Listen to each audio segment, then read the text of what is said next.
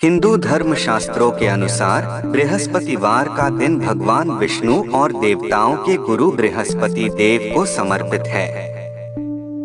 बृहस्पति देव के देवताओं का गुरु होने कारण ही इस दिन को गुरुवार के नाम से भी जाना जाता है।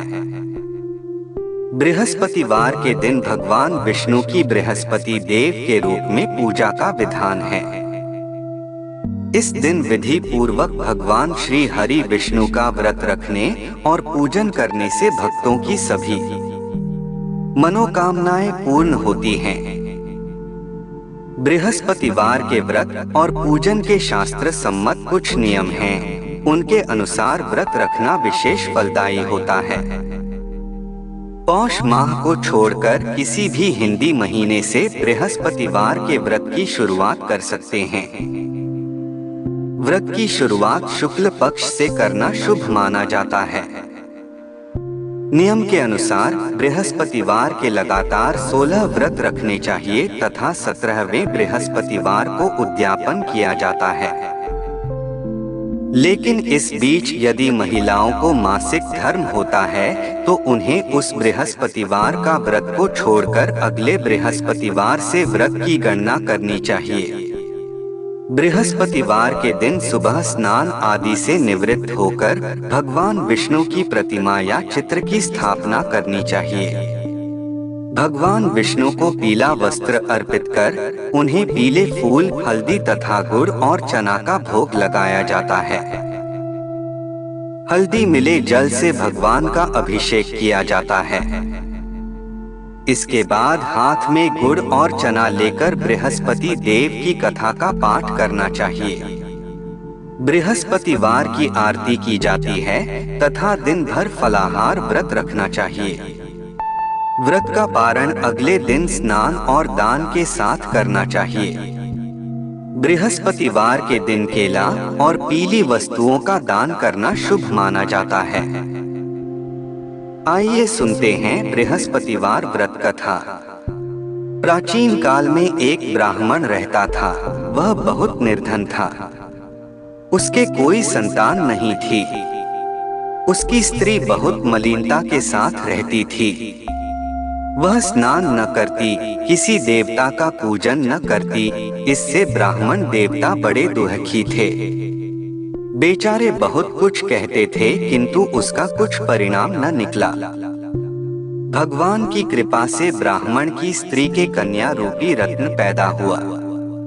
कन्या बड़ी होने पर प्रातः स्नान करके विष्णु भगवान का जाप व बृहस्पतिवार का व्रत करने लगी।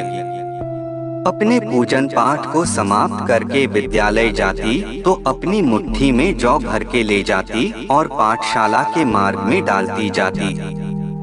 जब ये जौ स्वर्ण के जौ हो जाते तो लौटते समय उनको बीन कर घर ले आती थी।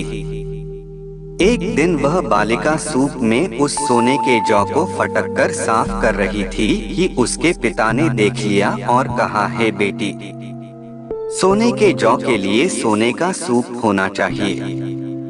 दूसरे दिन बृहस्पतिवार था। इस कन्या ने व्रत रखा और बृहस्पति देव से प्रार्थना करके कहा, मैंने आपकी पूजा सच्चे मन से की हो तो मेरे लिए सोने का सूप दे दो। बृहस्पति देव ने उसकी प्रार्थना स्वीकार कर ली।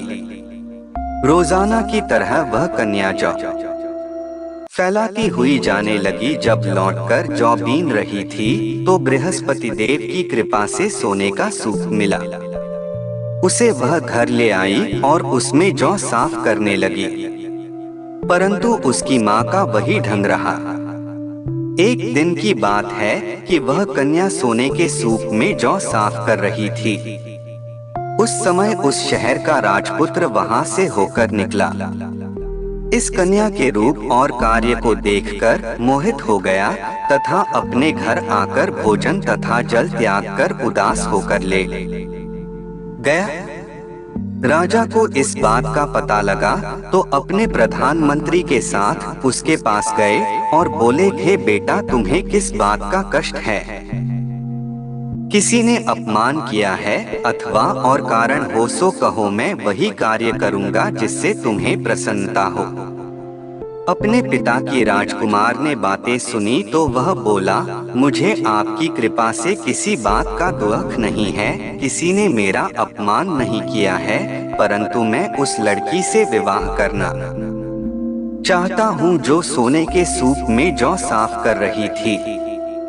यह सुनकर राजा आश्चर्य में पड़ा और बोला, हे बेटा, इस तरह की कन्या का पता तुम ही लगा, मैं उसके साथ तेरा विवाह अवश्य ही करवा दूंगा।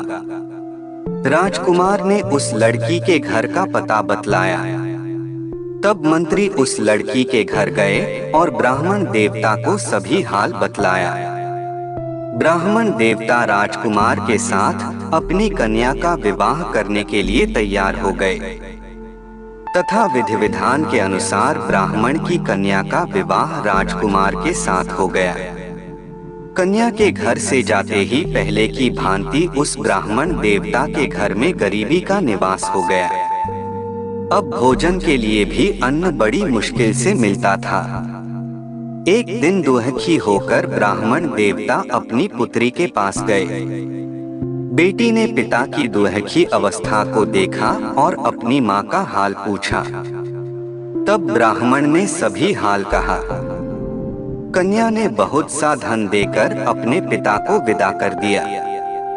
इस तरह ब्राह्मण का कुछ समय सुखपूर्वक व्यतीत हुआ।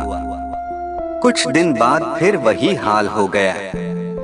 ब्राह्मण फिर अपनी कन्या के यहाँ गया और सारा हाल कहा तो लड़की बोली, हे पिताजी, आप माताजी को यहाँ लिवा लाओ, मैं उसे विधि बता दूंगी जिससे गरीबी दूर हो जाए। वह ब्राह्मण देवता अपनी स्त्री को साथ लेकर पहुँचे तो अपनी माँ को समझाने लगी, हे माँ, तुम प्रातःकाल प्रथम स्नानादि करके विष्णु भगवान का पूजन करो तो सब दरिद्रता दूर हो जाएगी। परंतु उसकी माँ ने एक भी बात नहीं मानी और प्रातःकाल उठकर अपनी पुत्री के बच्चों की जूठन को खा लिया। इससे उसकी पुत्री को भी बहुत गुस्सा आया और एक रात को कोठरी से सभी सामान निकाल दिया और अपनी माँ को उसमें बंद कर दिया। प्रातःकाल उसे निकाला तथा स्नानादि करा के पाठ करवाया तो उसकी माँ की बुद्धि ठीक हो गई और फिर प्रत्येक बृहस्पतिवार को व्रत रखने लगी। इस व्रत के प्रभाव से उसके माँ बाप बहुत ही धनवान और पुत्रवान हो गए और बृहस्पति जी के प्रभाव से इस लोक के सुख भोग कर स्वर्ग को प्राप्त हुए। सब बोलो विष्णु भगवान की जय, बोलो बृहस्पति देव की जय।